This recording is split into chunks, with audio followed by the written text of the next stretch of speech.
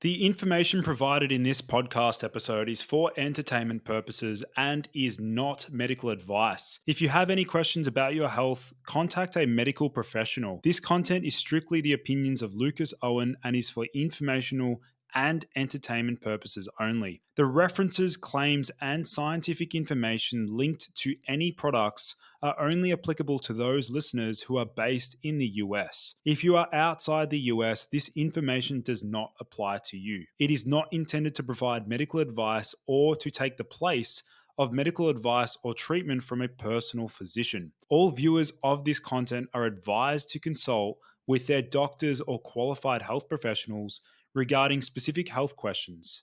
Thank you for listening to the Boost Your Biology podcast. My name is Lucas Owen. I uncover the most cutting-edge health information on the planet, ranging from hormones, nutrition, supplementation, fat loss, biohacking, longevity, wellness, and a whole lot more. Welcome to the Boost Your Biology podcast. Hello, everyone, and welcome back to the Boost Your Biology podcast. Today's special guest is a multi-time award-winning formulator in the nutraceutical industry, probably most famous as being the original formulator of Cellucor's C4 pre-workout. He's the current Chief Scientific Officer at Glaxon. Joey Savage, welcome to the show, man. Thank you for having me on. It's good to finally get to talk to you. Yeah, man. I mean, we've been exchanging emails here and there, and I've kept an eye on your formulations over the years. But maybe do you want to start out with sharing with my audience, how did you get into formulating supplements? I inherited it with some big shoes to fill.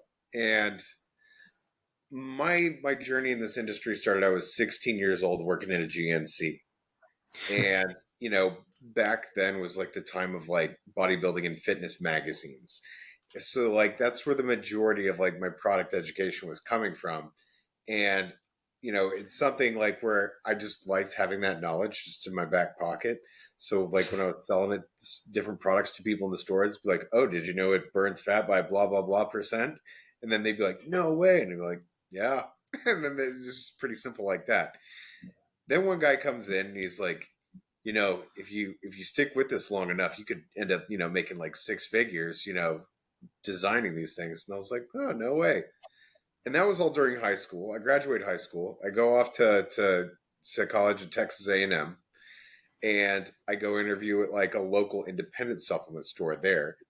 The guy says, okay, I want you to promise if I hire you, you have to work here for at least one solid year before you go and take off to Cellucor. And I said, okay.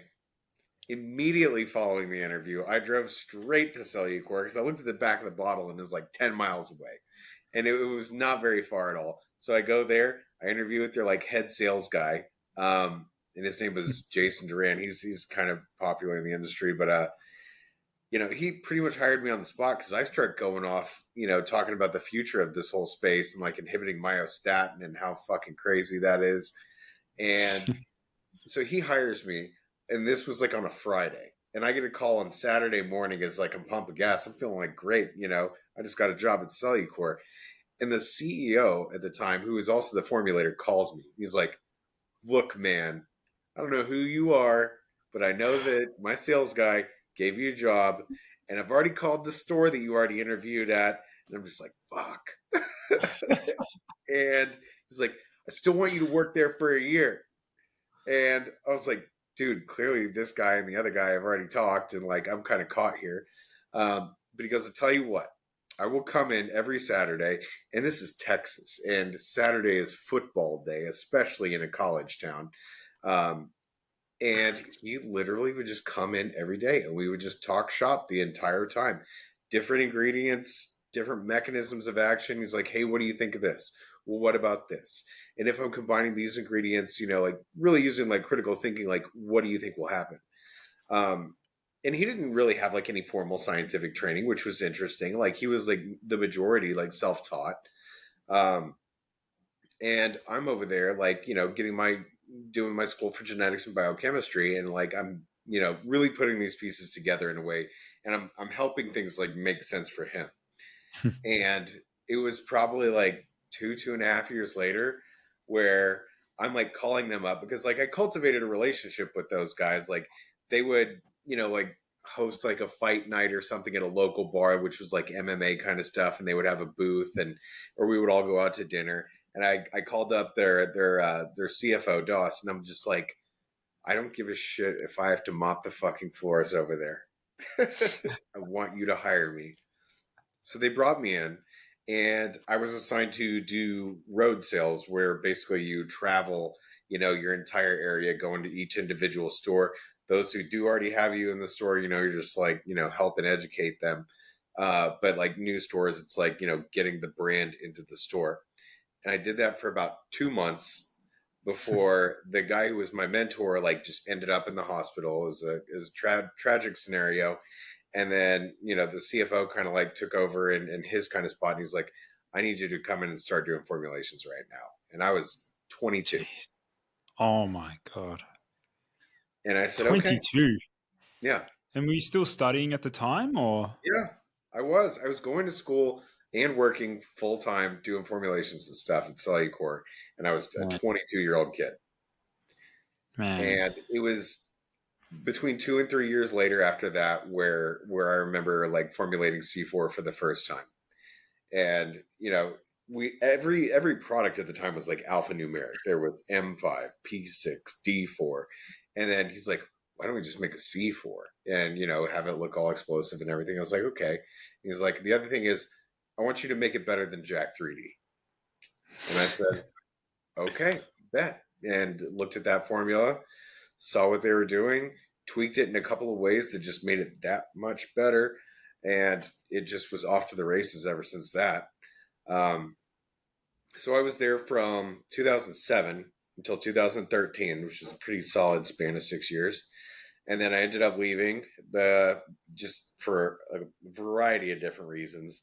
And then I ended up starting my own business where I was kind of like what you were talking about going to do with your brand, doing like nootropics and different things like that. And ketones were one of the main things, the beta hydroxybutyrate. I got big into that. It was the first one to have a BHB RTD beverage, ready to drink beverage, which is kind of like a precursor to the hydration category before the hydration category really blew up. And we were doing that probably for about 3 to 4 years until we had like a manufacturing error where they contaminated like my whole batch of drinks, which was terrible. So we lost all the money in raw materials, packaging, and everything. And they're like, because you provided all this stuff, we're just not going to pay for it. And I was like, I'm fucking done. Jeez. And through one of the investors of that company, he hooked me up with this guy, Michael, over in Houston. He actually wouldn't tell me his name. But eventually, like, we got on some emails, and I was like, you want to do some really cool, innovative shit? And he brought me in for an interview down at Glaxon/Zero Day. And part of my interview process was like with a very limited amount of things, like what can you do? And they were in between facilities. They were moving out of one facility. They were moving into this facility where I was having an interview. And I was talking about BHB and how I thought it was cool. And, and how I really wanted to make it into a gel. That was one of the things that I thought would be like the coolest application of BHB. You don't want to be stuck drinking anything too much. And then, doing the powder and scoop or the stick pack, and water is just kind of boring. So it's like, what if you had a gel? And he goes, you think you can do that right now? And I'm just kind of like sitting there like, I don't know what you have in your warehouse. Are you sure? And he's like, yeah. And I go, well, what kind of equipment do you have? And he goes, I don't know. What do you need? I said, okay. And I go, do you have like a magnetic stirrer and, hot water and everything? He said, I have a bowl, a whisk, and a coffee pot. And I said, okay. And I go, you have BHB? And he goes, yeah, I've got some of that. And I go, do you have flavoring? And he's like, yeah, I got some of that. So I got the flavoring, I got the BHB powder and the sweetener and everything. I put it all in this bowl.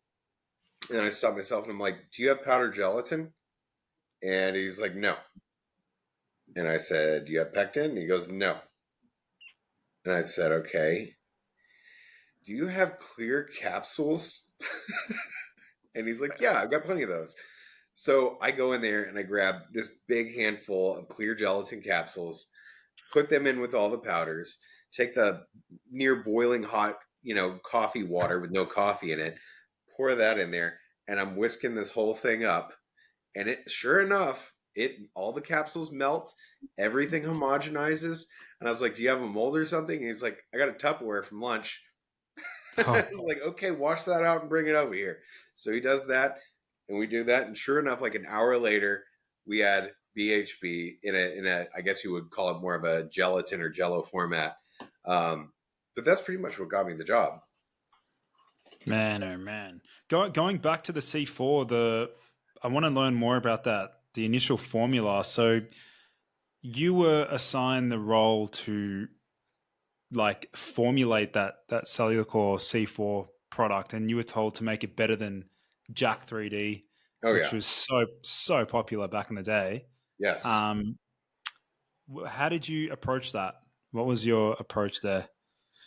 Really, it didn't take much because like there's pump aspects, there's obviously the stimulant aspect, and then like kind of performance. And I wasn't even focusing so much on performance because at the time 1,3-dimethylamylamine or DMAA was completely kosher to work with. So, if you're going to center this formula around that, you have to know how DMAA works, and it's a trace amine allegedly coming from geranium. But what it does is it creates like this type of dopaminergic, noradrenergic kind of response in the brain, which is very reward and goal oriented behavior at the same time. So people just want to pursue to do whatever it is that gives them a sense of accomplishment. Because of that, I was like, okay, well then if norepinephrine and dopamine are the game that we're playing, how about some P5P? How about some L-Dopa and L-tyrosine, to provide the precursors to that? So those could work out. But, if we're going to be providing P5P, why don't we provide a little B12 too? And Jack 3D didn't have any kind of B vitamins to it. And one of the main staples to it was that we were going to be one of the first companies to really get behind creatine nitrate at the time. So we did get behind creatine nitrate in a very big way. And aside from that, it was we used arginine AKG because between nitrates and then just like arginine at the time, like those were like the main pump ingredients that were available. No one knew back then that arginine had terrible absorption. And now everyone's leaning towards citrulline as like Oh the yeah, yeah. but there's you learn things all the time. Like, yeah, you can have a ton of citrulline, but if you really do saturate the shit out of your body with citrulline, suddenly arginine will start working again because it's able to occupy the arginase enzyme and therefore more arginine can get through. And that alone can provide some pretty remarkable pumps that in my opinion are very different from what you experience with the nitrate. Mm. So then how did you arrive at Glaxon?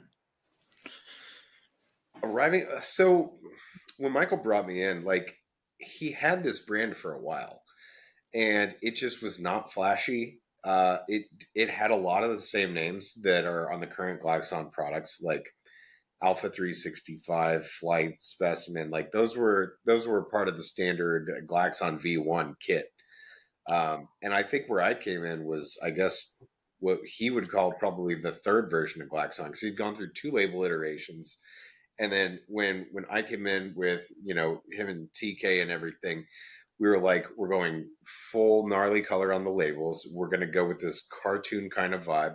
We're not going to have any sponsored athletes, but instead we're going to have a mascot who just wears this cheap astronaut costume that we got off Amazon.com.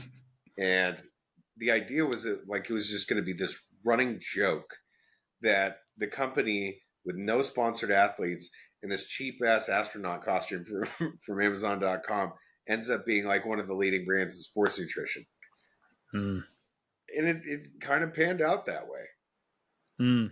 So at the beginning of, so if we look at the scope of products right now that Glaxon offers, were you responsible for like pioneering like pretty much all the formulas, or like contributing at least in some way to what they consist of and their ingredients?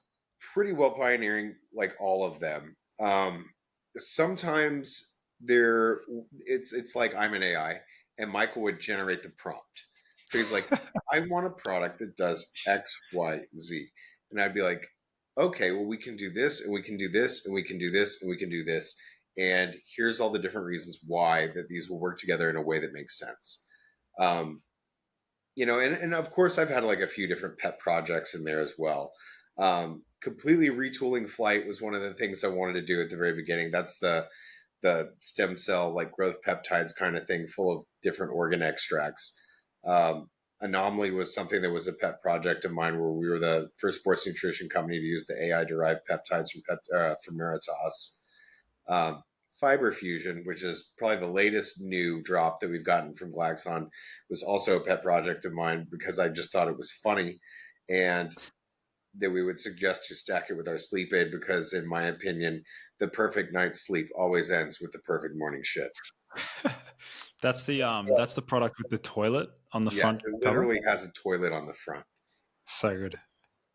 Yeah, it looks Jeez. like a giant Kohler ad. That was the whole inspiration for that one.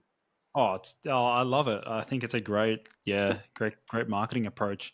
So then you mentioned some of the other, because there's definitely some very novel ingredients that you guys have definitely like at least pioneered or brought to the market. I mean, one of them in particular is Pepty Strong. Did you want Yeah, to sort of elaborate on that particular ingredient? What caught your eye there?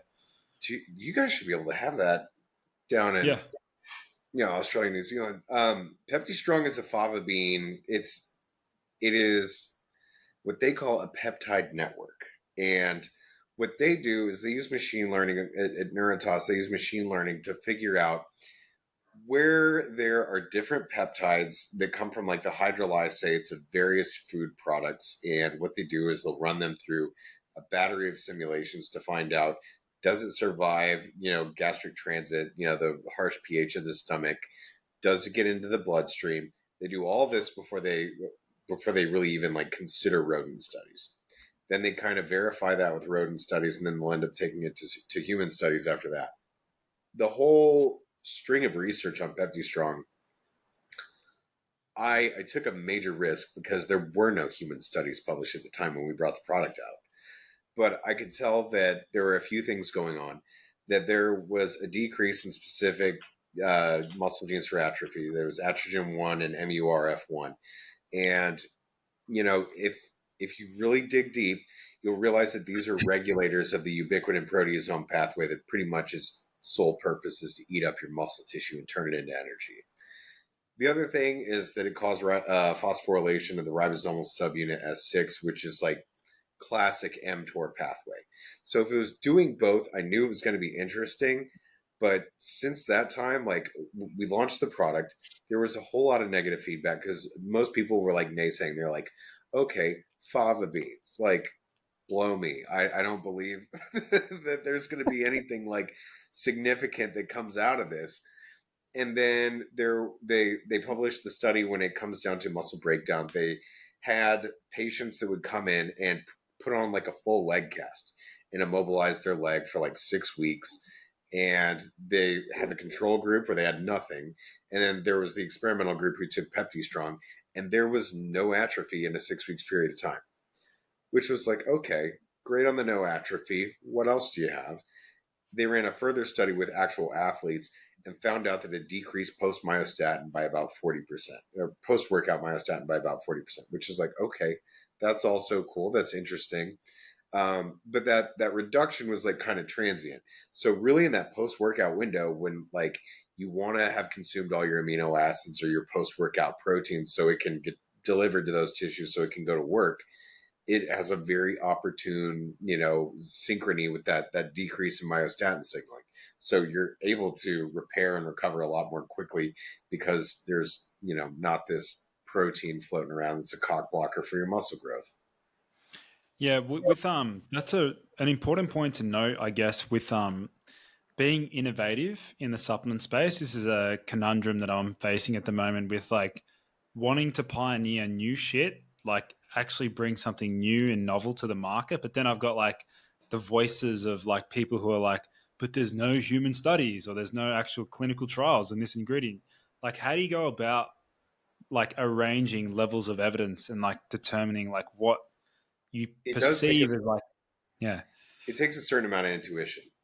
yeah, If you're going to roll the dice like that, you need, I mean, a rodent study is it's like a light in the dark. But if you have a clearly defined mechanism on like a cellular level, and that rodent study kind of corroborates that story, um, then you've got a pretty good leg to stand on. Once you jump from the rodent to human stage, the main barriers you're going to run into are, is the dose that was used in rodent cell studies translatable to human, even if you scale it up? Is that cost effective if you were to do that? And the third thing is bioavailability, which, is kind of a crapshoot. It depends on the properties of the compounds if it's in a botanical, how high you can get that standardization. And if that ingredient needs any help becoming more bioavailable. And if that's the case, what can you do to make it more bioavailable? because actually another component there is like the wild west when it comes to different sourcing different botanicals. I'd imagine over the years working at Glaxon and formulating, you'd seen so many different batches of different herbal extracts, which, how did you go about like vetting good quality sources and making sure that they're actually like you would have done third party analysis and things like that? What was that process like? It's interesting when you're doing third party analysis for like botanicals and stuff. If you're lucky and you find something that's a decent purity where it's like 90% or above, you know, that you can test for that marker compound, and or depending on your labeling, you've also got to test for plant identity. And if you have something like apigenin 98%, which I'm pretty sure you're a fan of, um, then it's really hard to find out if it's actually from celery, even though it's listed on the label that it comes from celery. Apigenin is found in celery seeds, sure, but when you have a 98% extract, there's that 2% material that's in there isn't always going to be enough to identify that as, say, celery. Um, all of it has been through third-party testing. That's the funny part of this whole thing, where you have a supplier who gives you a raw material with one method, and we're testing it at a third-party facility in the United States where they're going to be testing it by another method. So I've got to be in touch with my QA/QC guy and be like, look, you can't fail this material because it's not a fair comparison based on how they were trying to test it. And the manufacturer's C of A is guaranteeing that the material is based on how they have measured it. So a lot of times I've got to go back to like a raw materials supplier and be like, I don't want to talk to you, sales guy. I want to talk to whoever's in the R&D lab over there, because I have to get a method from them and send it to the third-party lab over here in the United States and get them to repeat each of the steps that you guys have done to create a positive ID on this. And, I ran into that maybe I would say like every 5 out of 20 samples, you've got some weird stuff going on where you've really just got to get in there and like communicate and find out what's going on. Had citric acid, test for like high moisture, and had to find out that there was a different method that the vendor tested it on. You'll be shocked to find out that a majority of plants that grow in the sea don't have standards. And it really makes you question the validity of your raw materials, because you're like, hey, wait a minute, I'm just trying to get some Laminaria japonica here, some regular Japanese brown seaweed, but there's labs in the United States that are like, we don't have any reference material. And when you're in a situation, you're like, okay, this is a commercially available product, the lab just doesn't know. So in that situation, you're like, fucking hire a guy with a boat.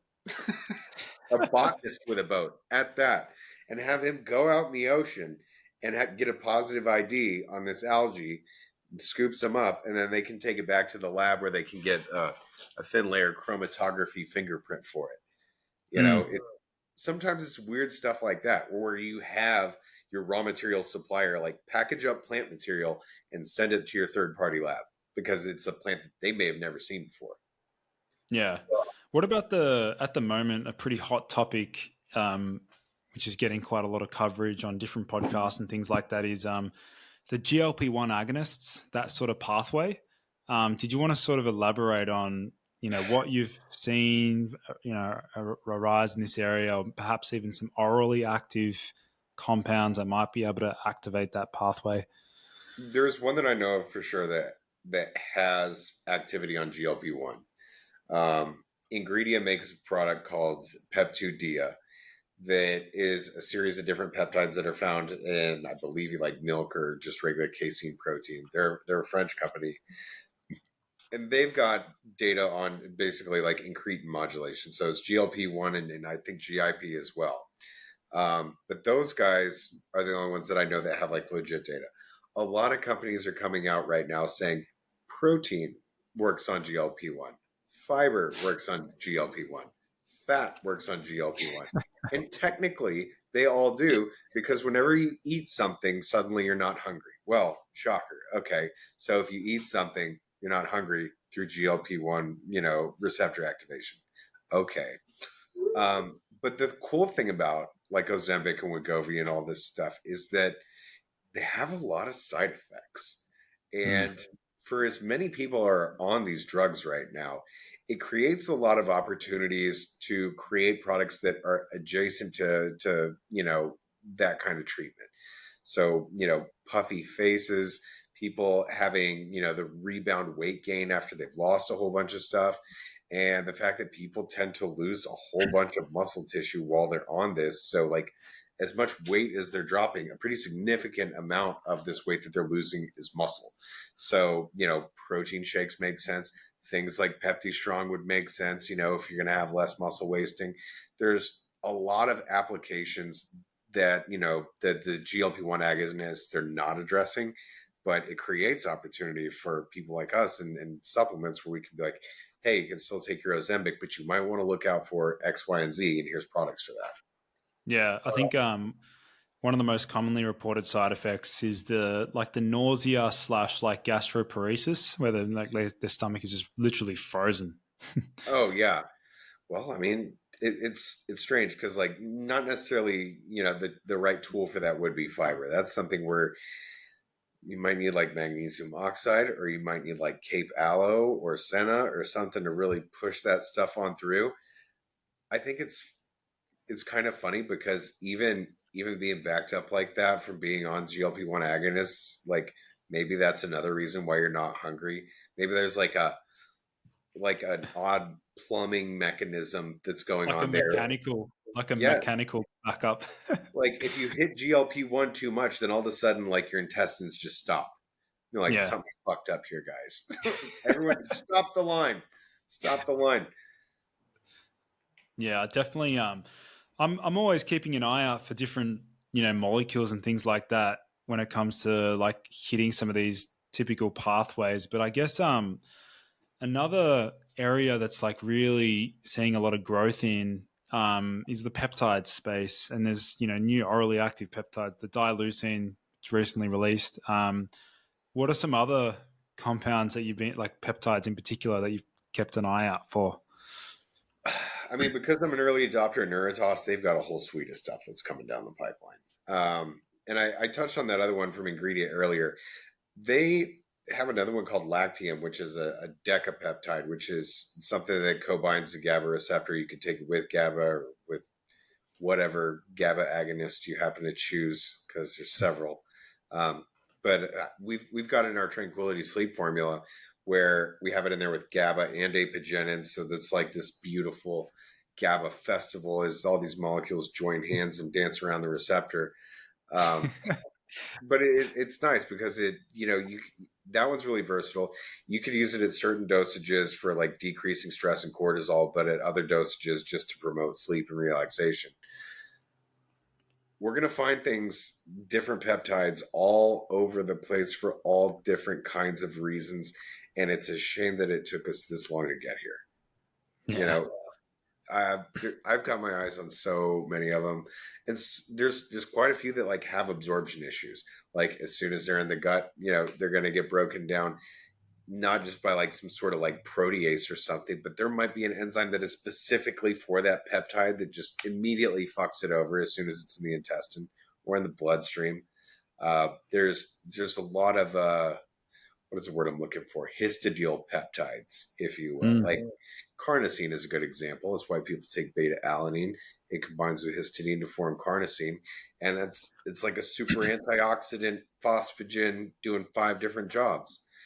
And Yeah. there's derivatives in that realm where there's potential. It's just that there's an enzyme called carnosinase that really just fucks up the whole thing. So it's another one of those arginine citrulline kind of like paradigms where taking arginine, it's not going to be very good because arginase is going to go chew it all up. If you're to take citrulline, it's good enough to distract the arginase enzyme because it's similar in molecular shape a little bit, and it can bind to it. Then if you do that, it gets occupied. Then you can slide through some arginine. So, all these histidyl peptides, for whatever benefit that they could potentially have, you're going to have to use carnosine in order to overcome that little bit of a hump in the road where it's just going to eat up whatever it comes into contact with. Yeah, I'm definitely very excited about the new peptides that we discover and bring to market, and I'm definitely keeping my eye open for some of these molecules. But if we look at a different pathway, which is the more of like a fat loss pathway, which is addressing cyclic AMP as the secondary messenger, the main molecule that's often touted for that is coleus forskolin, which is a classical ingredient. Oh yeah, the star pathway. Yeah. So I was wondering, I actually went on a hunt for molecules that would outperform like forskolin, because if you look up on PubMed, there's literally like 900 studies where they've referenced forskolin as the active. They've tested it for so many different things, but I was curious to know if you'd found any other molecules that can potentially outperform forskolin to increase cyclic AMP. So there's one alternative, and then there's one that can work with it. I would say sclereolide from clary sage. That is one that is very similar in the shape to forskolin. That I'd used that one in the past with some of the early Cellucor P6 formulas, where we were specifically targeting that pathway. But I mean, it really comes down to like the ability to source good sclereolide versus the glitz and glamour of like forskolin and forceline from like Sabinsa, because they've got a 95% extract. It's not very expensive. That's like comparatively, like sclereolide's your only other option, and then to combine this with like geranyl, which also has some like anti-catabolic play, but it also works within the same star pathway too.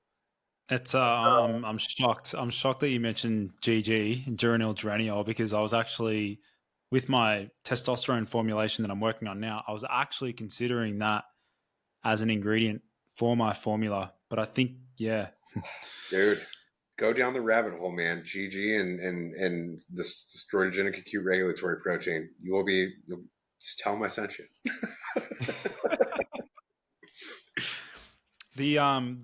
The actual ability for that ingredient to go into capsule format, though, because isn't it a lipid molecule? They have a 30% powder, so it is doable.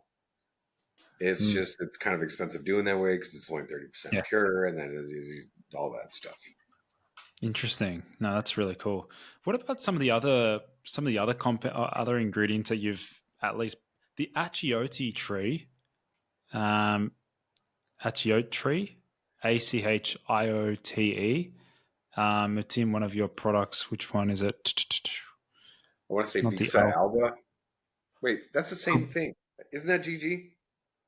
No. It's oh, maybe it is. Yeah, bud. Supplement facts. Yeah, Anato, right? Yeah. Oh, yeah. Yeah, that's where GG Gold comes from, and it's where the Delta tocotrienols comes from. Yeah. Cool. What were you saying before? We were briefly having a chat with about the Eklonia Carva. You said that, what is that doing? Increasing your blood pressure? It's just something I noticed after taking it and I fucked up because I was doing way too high of a dose. And it was one of your podcasts I saw, and I was like, all right, bet I'm going to get my hands on some of this stuff. And I was probably doing like triple the dose. I was playing with fire, but it got to a point where it was like cumulative over time. And I was like, oh my God, I am kind of fucking losing my shit over here. And it made me, they don't advertise this, but I feel like it had a significant impact on my caffeine tolerance because my blood pressure would go up, and I would just stop myself and be like, I can't have any more caffeine today.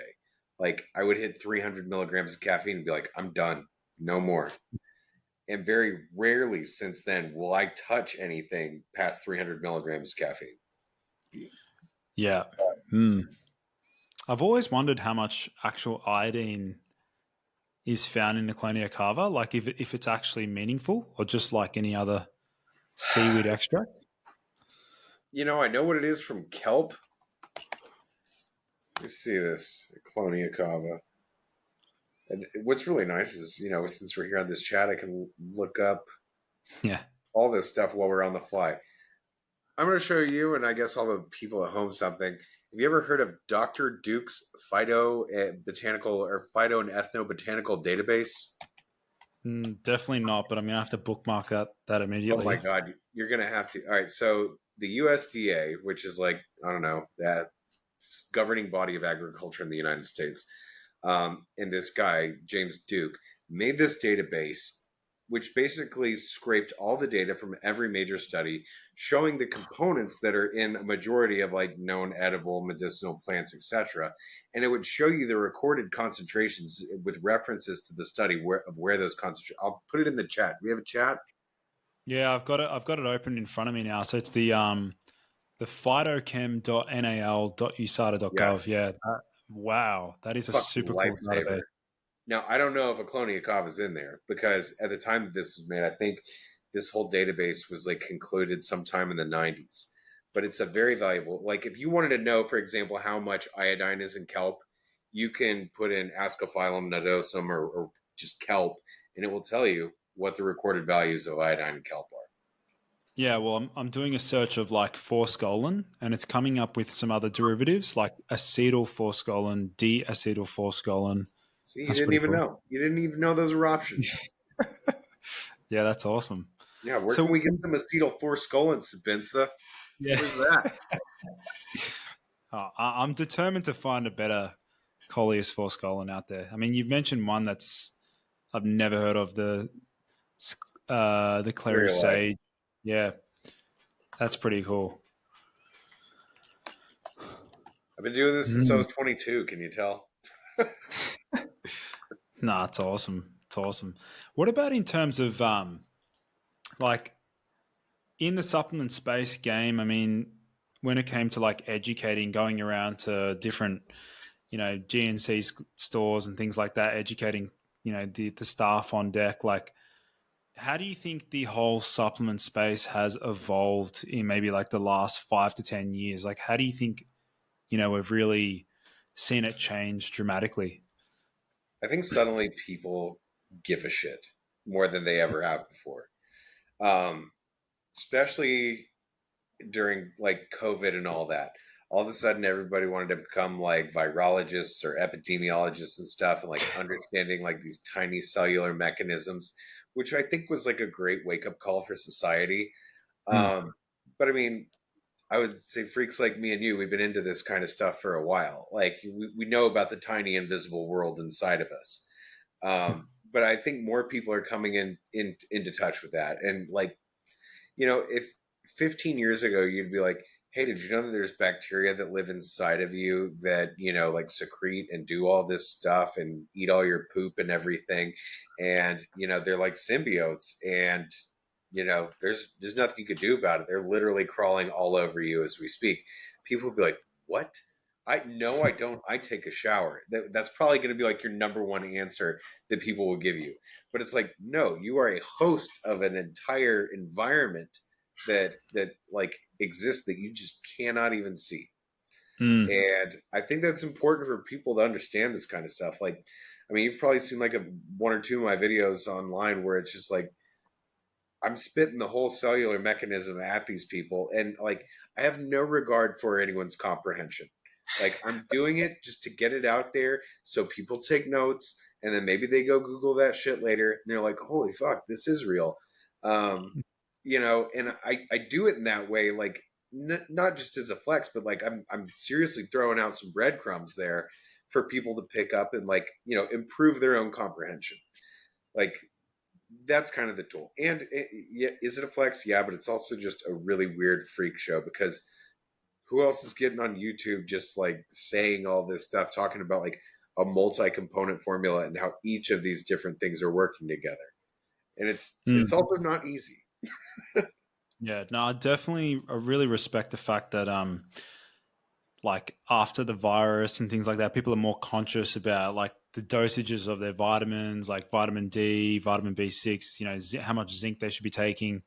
It's actually been a really good thing for us because now everyone like they can respect good formulas and like well thought out formulations. I mean, you see different products on the market that have just been terribly like underdosed proprietary blends. Like you'd see it all the time. I don't necessarily hate that. I think that there's a natural progression that like our consumers go through. Like, they can start at vitamin C gummies and then maybe like add some zinc into their stack. And then they find out if they're taking vitamin D or vitamin C and zinc that they might need some copper in order to balance out the zinc, where, they'll just start taking it in bites and chunks. And eventually they'll come across a product that, oh my God, has vitamin C, zinc, and copper in it. And it's like, oh, why don't I just take this one instead of these three different things? People like in our society, they're aware of this and they'll slowly graduate to better and better things. But like, there's always going to be products in the marketplace that are complete fucking garbage, that are just snake oil, that, are there for the fad, for TikTok, for Instagram, for whatever, flavor of the week kind of ingredient, or like Dr. Oz character, or in this case, more recently, I guess, Andrew Huberman.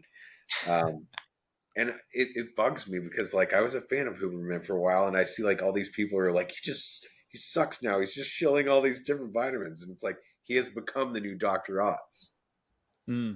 Was there anything in particular, like any particular herb? Was he talking about like Fedosia or Tonkat Ali that you just like, no, I don't really agree with? Fedosia, for the fact that there's mostly only rodent studies, and that there is some negative side effects with Fedosia if taken for a long period of time on testicular health. That's one of them. Does it increase testosterone? Yes, but it's something to be watched at in the long term. The fact that he supports AG1, which I think is like one of the biggest highway robbery fucking products ever. Yeah, it's not worth $100. I'm doing a whole YouTube video like just debunking athletic greens. Like this is a really bad formula. Not if it's $20. If it's $20, I don't feel so bad about it. But they're charging people a whole ton of money for that product, and it's probably worth about $20.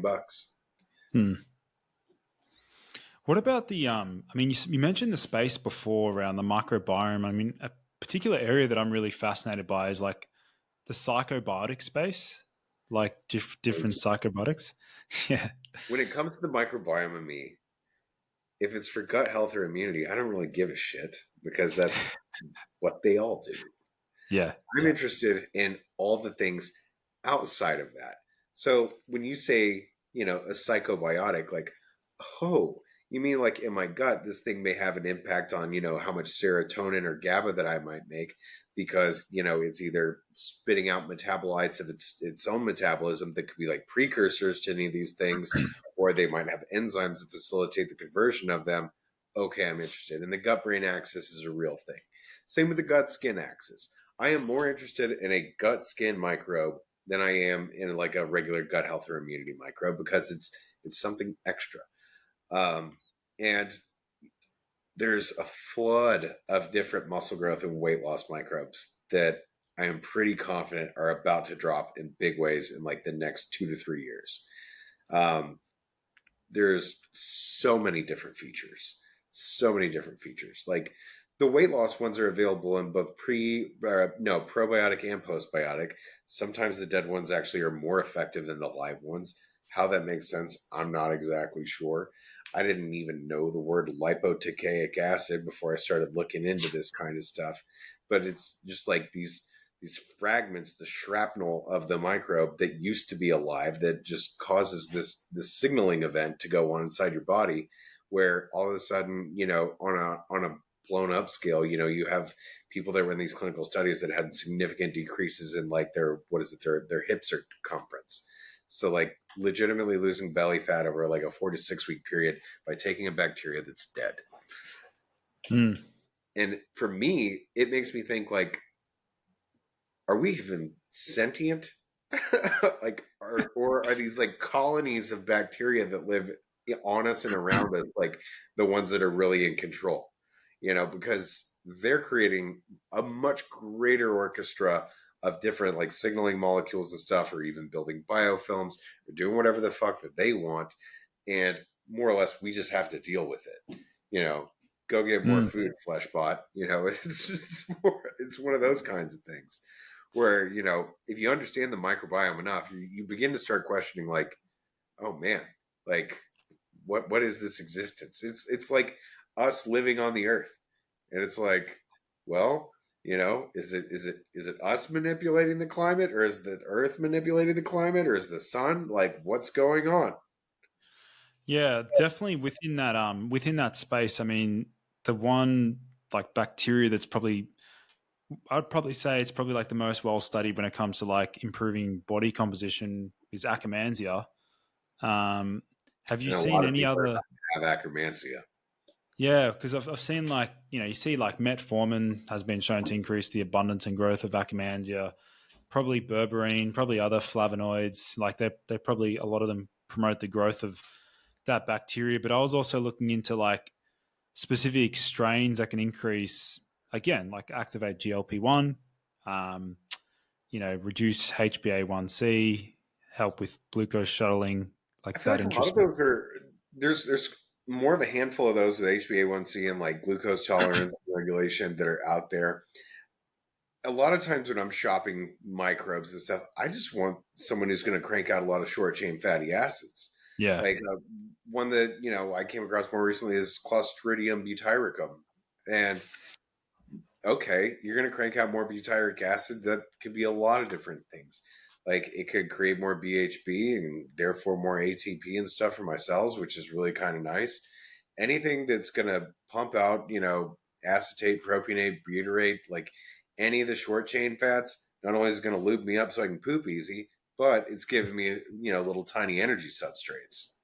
Mm, yeah, I'm definitely finding that space very interesting. I mean, like before, for example, like how do we know that there isn't a specific gut bacteria that can? I mean, there's a little bit of study on Lactobacillus reuteri for the like the testosterone, increasing vitamin D, vitamin B12.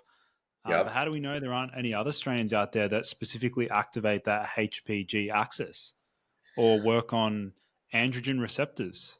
You know?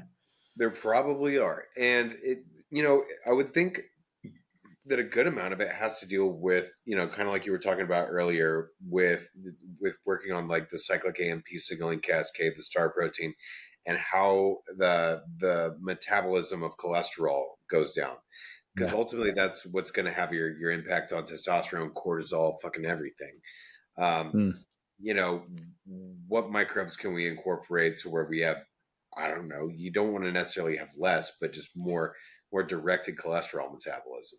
Or, Mm. very similarly, how do those microbes react with different bile salts and bile acids that come out from the gallbladder?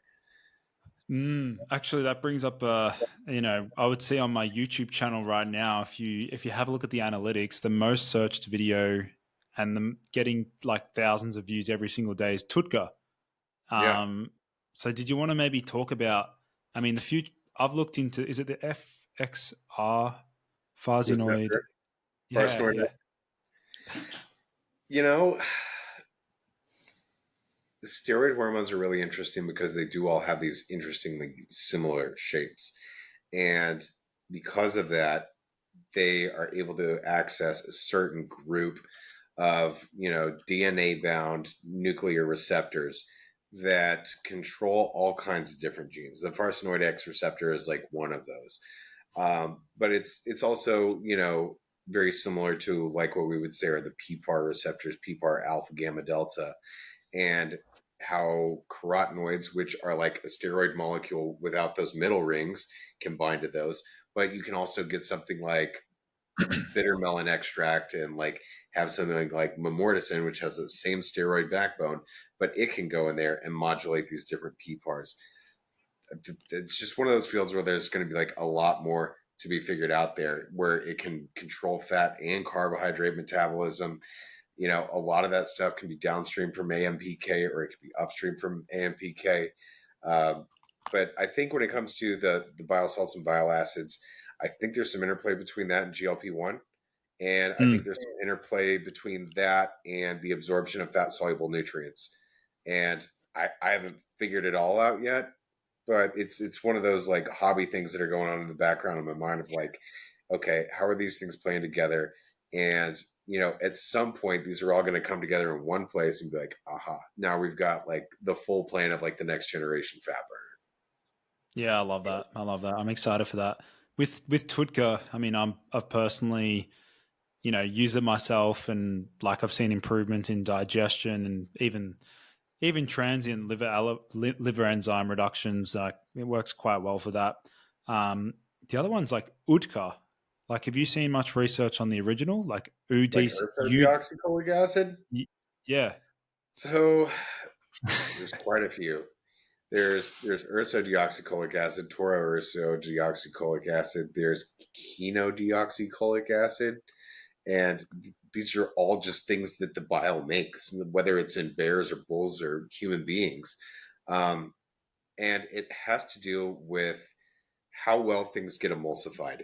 Because when you eat like fat soluble nutrients, those bile salts and everything, they come out. There's got to be like some sort of dietary fats, phospholipids, something in the matter that you eat, where those things will come together and form chylomicrons, where you have lymphatic absorption. And I kind of plug this into a few of my capsule products because I coined it the poor man's liposome, where you just use phospholipids, and we use ox bile powder instead of, making a full-blown liposome. It's something I always wanted but just never had access to. And I was like, fine, I'll do it this way, because these are the ingredients that more or less make a liposome already naturally inside the intestine. And it does two things. It boosts bioavailability, but I'm able to hitch a ride on the body's second circulatory system. So if it goes to the lymph and not the blood, I'm not going to be as subject to any kind of like liver detoxification steps in that process of bioavailability. Yeah, fascinating. From like a liver health standpoint, I mean, there's a range of different products that are out there on the market. Do you have a liver detox formula that you've developed or explored? The plan was originally to use Tudka, but it's not quite compliant here in the United States. So we went with ox bile. We use NAC. We use glutathione both. When you say not compliant, like, what do you mean by that in the US? In the United States, if you were to use an ingredient, it has to meet a little bit of criteria. It has to be naturally occurring in the food supply. So what types of biles are you eating? Now, there's a lot that can be interpreted here. And let's say ox bile, for example. I'll go with that because it's close enough to home.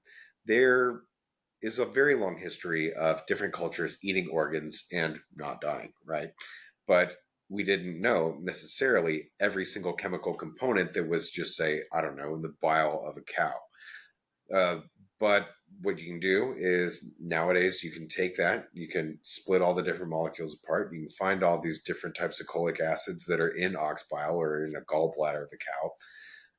And then suddenly you create them at remarkable purity and put them on the market. The FDA doesn't necessarily like that, because what they want to see is if you're going to isolate an individual compound like that, you have to file a new dietary ingredient notification 75 days before it goes to market, or you take an even longer process, which is arguably lazier on the government and the person who's filing its part, where you get a self-affirmed, generally recognized as safe notification, which can take like 6 to 9 months. One takes less time. However, there's higher scrutiny. You have to provide like, toxicity and safety studies both in like your rodent model systems and in humans. And you really need to be really well buttoned up as far as like not having any kind of side effects, because if they see any kind of weakness or observed adverse event level, they're going to just completely deny it. Then you've got to start over on the entire application process. So I don't think anyone's filed the NDI for TUDCA. Ox bile is fine, even though it may contain TUDCA, but TUDCA on its own as a synthetic is a no-no. So surely, nonsense, to be clear. Yeah, it's completely, I mean, that just, I don't, yeah.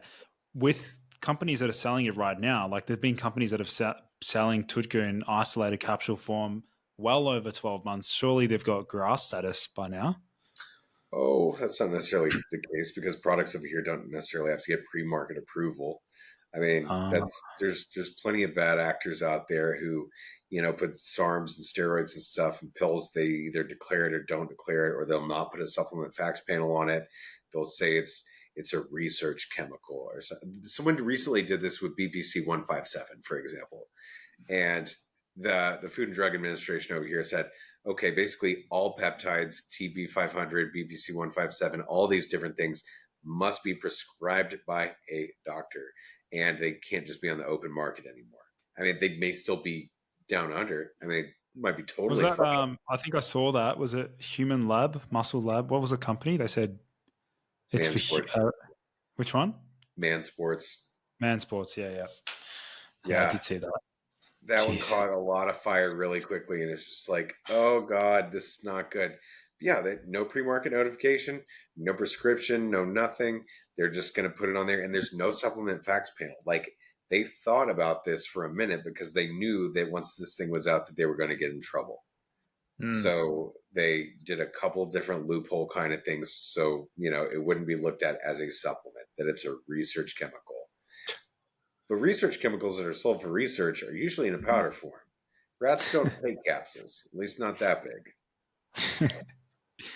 Yeah, no, that's it's pretty interesting with that whole space. I mean, like you said before we even started the podcast, is like the ideal scenario, and I'd imagine like when you go to start a new project, and I'd imagine you've probably got like 50 to 100 different formulas just sitting on your spreadsheets, just like, eventually one day they might make it to market, they may not. But when it comes to that process, like you have the dream scenario, which is like you can include whatever ingredient at whatever dose that you want, and it's financially viable and all that. But then when it comes to like actually like determining feasibility, you have to compromise, particularly as a formulator. It sucks. And there's a lot of coming down to earth when you have something that makes a lot of sense and you want it to be the best product possible for your customers and everything. Because ultimately, like, what you want to do is you want to help people, and technologically you want to do something that moves our industry forward, it moves health forward, it moves everything forward. But, people don't want to pay $200 a bottle for something for only 30 days. Like, it just doesn't make sense at that point. Even if, you could put 20 years of their lifespan on, they're like, okay, well, maybe not. Maybe when I'm like really close to the end of my life, I'll buy this thing at $200 a month to try to get 30 years or 20 extra years out. Brian Johnson will buy it. He'll definitely buy it. Brian Johnson will fucking buy anything that tells him it's going to be up. Oh, geez. I wonder how much he spends a month on his supplements. I would ensure that he buys a lot of digestive enzymes for his diet. Is he a vegetarian? Oh, yeah. He's plants only. Plants only and no sunlight. Which I get it. Yeah, sunlight causes aging, but Jesus fucking Christ, man. The guy's he's gonna win the most transparent skin award from somebody at some point. We're gonna create our own little different division of biohacking awards, and he's gonna be up there winning that. And then next to fucking Scott Kelly from NASA, who was the one guy exposed to the most radiation in their entire lifetime. So funny. The Radiation Lifetime Achievement Award. That's so funny. Jeez. And So, then I Brian mean, Johnson won't stand close to him because he's afraid of getting more yeah, radiation. you wear an EMF protecting outfit, some sort of EMF shield. What do you like? I mean, because you've been involved in so many different like side hustles and different projects and things like that. I mean, what are you spending most of your time on nowadays? Like you sort of mentioned at the start, vectoring towards Savage Nutra. So do you want to sort of elaborate on that? So, what it is I have a consulting firm and I work with up and coming brands. I work with existing brands. If they want to do like formulation tweaks, flavoring tweaks, potential like kind of like rebrand and marketing, I do that. I also work with raw material companies for raw materials that I really, really like and, are things that I would want to showcase and really get out there a lot more. I definitely stand behind all those people. Some are peptides, some are BHP, some are all these different things, some are even microbes. But the idea is, these things are the future. And, Mm. you know, a lot of people aren't too hip to this stuff right now. But the more we end up getting out there and talking about it, the more it just gets publicized and it can permeate into the consciousness. So those brands, that was ingredient companies and manufacturers. So obviously, with the first two steps, cool ingredients, cool up and coming brands, they need a place to work together and make their product. So I work with manufacturers too. Like we were saying at the beginning of before the podcast even started, in the past 5 weeks, I will have gone to 4 different expos, talking to That's people great. in like ingredients, manufacturing, brands, and all kinds of stuff. Yeah, so you definitely well and truly across the industry as a whole, and I'm like I'd imagine there might be people listening to the podcast who'll want to hit you up and message you. They might have their own company that they own and they want to scale it or optimize their formulations. But if they wanted to connect with you, Joey, like where can they find you? You can find me at savagenutra.com. My personal email is joey at savagenutra.com. You can find me on Instagram at Savage Nutra. You can find me on YouTube at Supplement Lab. We're also going to end up having to create a YouTube channel for that, but I just haven't gotten around to it yet. And you can find me on the Supworks podcast, which is on Apple, Spotify, and on YouTube. Awesome. Make sure to leave those linked in the show notes. But Joey, we are definitely going to have to do a round two because we have only just skimmed the surface on like a wide range of different areas and topics. But I would love to get you back on the podcast. I'll get some feedback from some of the guys who are in my group coaching call. They'll listen to this and give some feedback and request some topics. So yeah, Joey, thanks again for coming on the podcast. It was fun chatting. Yeah, absolutely. Thank you. And we should do this again probably at the end of the year. Yeah, awesome.